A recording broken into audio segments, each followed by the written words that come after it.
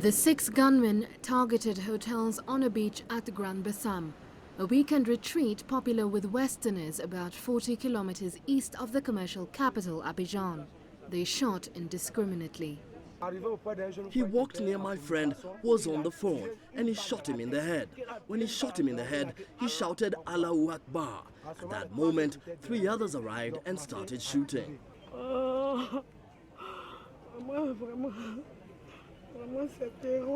Truly, it was terrifying.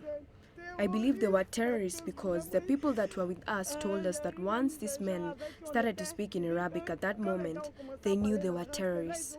We never thought that this could happen here under these circumstances. It's truly not easy. It's not easy at all. They managed to kill 16 people before being killed in clashes with Ivorian special forces.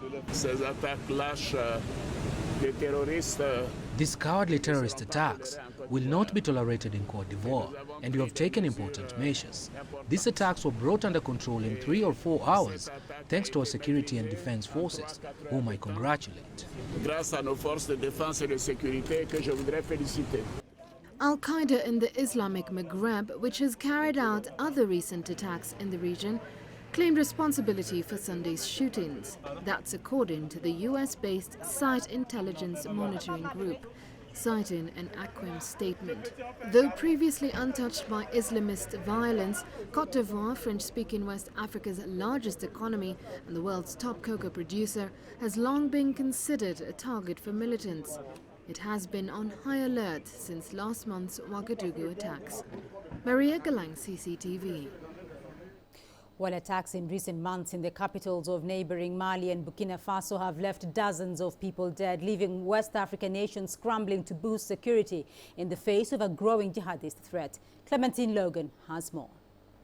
Cote d'Ivoire is the latest West African nation to be targeted by terror group al-Qaeda in the Islamic Maghreb. AQUIM has claimed responsibility for a string of deadly attacks in the region, targeting places popular with foreigners. Based in the Sahara and Sahel, AQUIM seeks to rid North Africa of Western influence. The Sunni Muslim jihadist group has named Spain and France as its main enemies. It's thought to have about 1,000 members in Algeria, as well as supporters in Chad, Libya, Mali, Mauritania, Nigeria and Tunisia. The current leader of AQUIM is Abdelmalek Drukdal, who's been in charge since it was founded in 1998. The group and its allies held vast tracts of Mali in 2013 before being driven back by French soldiers. It claimed joint responsibility for a November attack on the Radisson Blu Hotel in Mali, in which 100 people were taken hostage and 19 people killed. In January, gunmen killed 30 people in Burkina Faso's capital Ouagadougou after storming a hotel and cafe. Though previously untouched by Islamist violence, Cote d'Ivoire had been considered a target for militants. Clementine Logan, CCTV. Well, let's get more now on this developing story. CCTV Sophia Dengo, she's joining me with a regional perspective from Abuja. Sophia, Abuja is the seat of the West African regional grouping ECOWAS. How is this latest attack, though, in Cote d'Ivoire being viewed in the region? Well, Beatrice, you know, the attacks witnesses have said that have happened at the Grand Bassam have ideally been taken responsibility by al-Qaeda in the Islamic Maghreb. And, you know, this attack is not taken lightly, seeing that there have been a string of attacks in the region, you know, that have been linked directly to al-Qaeda in the Islamic Maghreb. In Mali, a group known as Murabatoun, who have been directly linked to, you know, al-Qaeda in the Islamic Maghreb. And also the attacks that were witnessed in Burkina Faso are from this same group. And of course, when the Economic Community of West African States met back in November of 2015, the central, you know, theme of this conversation that all these countries and leaders came together was security. And in terms of Nigeria leading, you know, this group effort in trying to crack down on terror, it looks like there is a constant escalation, in the region of insecurity that is largely based on terror attacks. And, this particular attack at the Grand Bassam in Cote d'Ivoire continues to prove that ECOWAS needs to do more in developing a counterterrorism strategy in terms of fighting terror in the region. Continuous efforts have been made, of course, by countries, that are in part of this ECOWAS community. But of course, there are these surprise attacks that continue to confront these countries, and seeing a way in which these strategies can be realigned to be able to meet some successes. Beatrice. Sophia, let's look at Nigeria's situation here. Nigeria itself has had to seek a regional coalition to fight off the threat of Boko Haram. Now, this latest attack in Cote d'Ivoire is only the latest following similar attacks in Mali and Burkina Faso. Other countries like Senegal are also on the alert for possible attacks.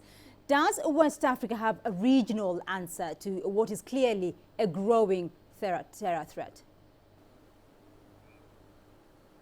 Well, Beatrice, in terms of a regional answer, the answer would be for the countries to cooperate in terms of backing each other up militarily. In the case of Nigeria, they have chosen to look at Chad, Niger, and Cameroon in what is the Lake Chad cooperation in the Lake Chad Basin, a geographical area that is fighting the growth of Boko Haram. Nigeria consistently has said that they have pushed back a great deal of territory that was once taken over by Boko Haram. But Boko Haram is reclaiming other territories in these areas of Cameroon and Chad, in these border Lake Chad areas.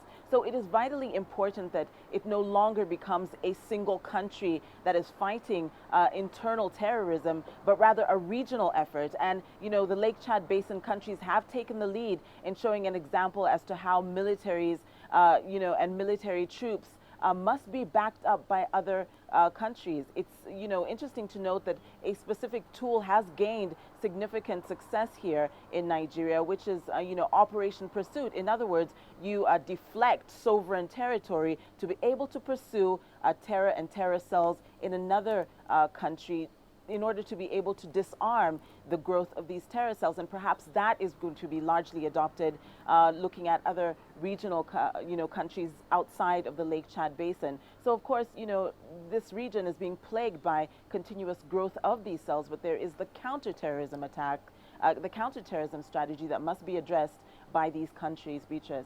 Right, Sophia Adengo for us there in Abuja.